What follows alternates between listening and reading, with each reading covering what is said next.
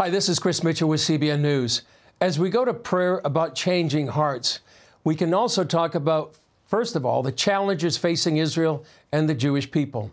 Hamas on October 7th, which changed the world, changed history, the worst attack on the Jewish people since the Holocaust. And we can discuss Hezbollah, an enemy probably 10 times the size of Hamas, and also dedicated to destroying the Jewish people and the state of Israel. The Houthis down in Yemen, the Iranian-backed militias in Syria and Iraq, and Iran itself, also dedicated to destroying Israel, wiping out the Jewish people, and perhaps on the verge of getting a nuclear weapon.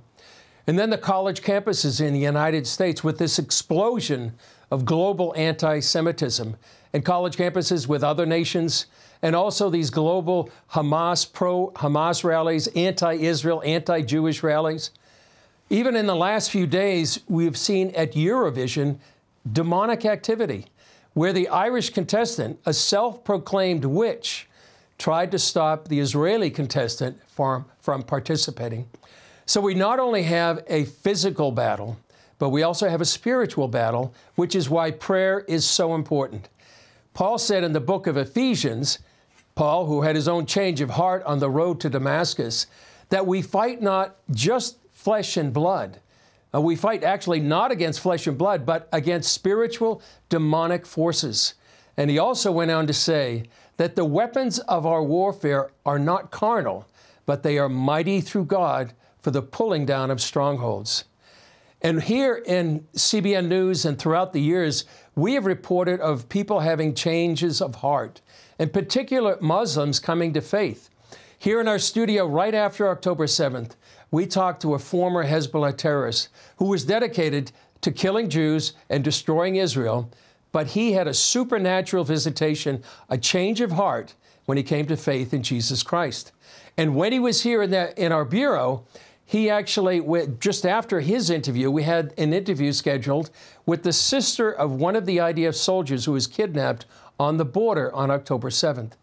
And this man who had that change of heart went to her and with tears in his eyes, repented and asked her for forgiveness. And also, believe it or not, in Iran, the greatest threat to Israel right now is also the fastest growing church in the world, where many Iranians have come to faith through Jesus Christ.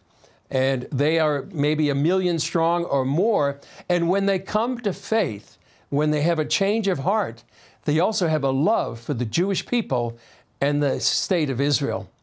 And also we've heard stories of Israeli soldiers serving in Gaza who have had a revival of their faith in Judaism in the God of Israel.